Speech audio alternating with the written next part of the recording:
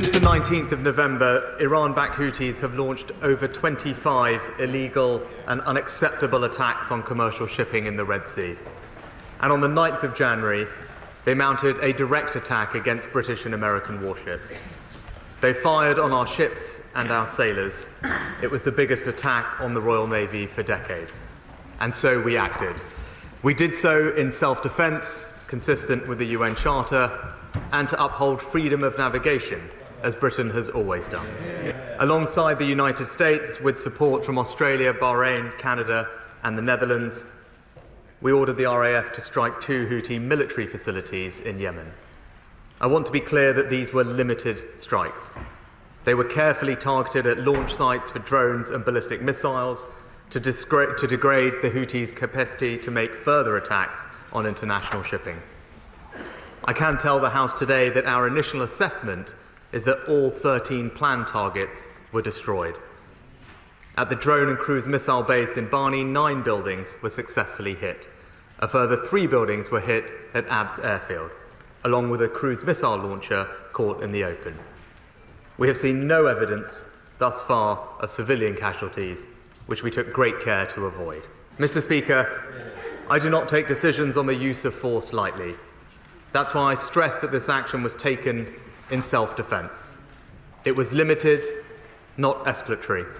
It was a necessary and proportionate response to a direct threat to UK vessels and therefore to the UK itself. And Mr. Speaker, let me be absolutely clear why the Royal Navy is in the Red Sea. They are there as part of Operation Prosperity Guardian, protecting freedom of navigation as a fundamental tenet of international law. The Houthis' attack on international shipping have put innocent lives at risk. They have held 1 crew hostage for almost 2 months, and they are causing growing economic disruption. Global commerce cannot operate under such conditions. We have attempted to resolve this through diplomacy. After numerous international calls for the attacks to stop, a coalition of countries gave the Houthis a clear and unambiguous warning 2 weeks ago. Last week, the UN Security Council passed a resolution condemning the attacks and highlighting the right of nations to defend their vessels and preserve freedom of navigation. Yet, the Houthis continued on their reckless path. Mr. Speaker, we shouldn't fall for their malign narrative that this is about Israel and Gaza. They target ships from around the world. We continue to work towards a sustainable ceasefire in Gaza and to get more aid to civilians.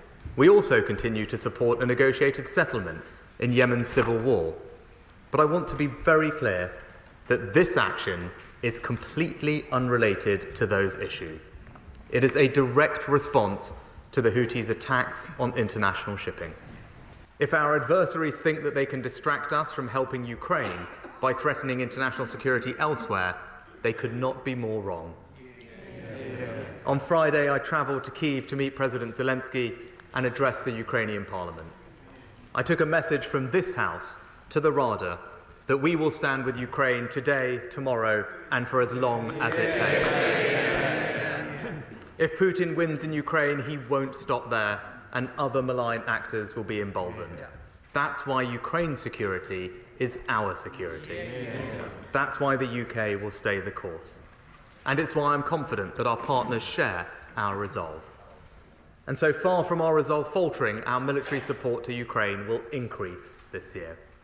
We will provide the single biggest package of defence aid to Ukraine since the war began, worth £2.5 billion. This will include more air defence equipment, more anti-tank weapons, more long-range missiles, thousands more rounds of ammunition and artillery shells, training for thousands more Ukrainian servicemen and women, and the single largest package of advanced drones given to Ukraine by any nation. All of this is on top of what we have already provided to support Ukraine.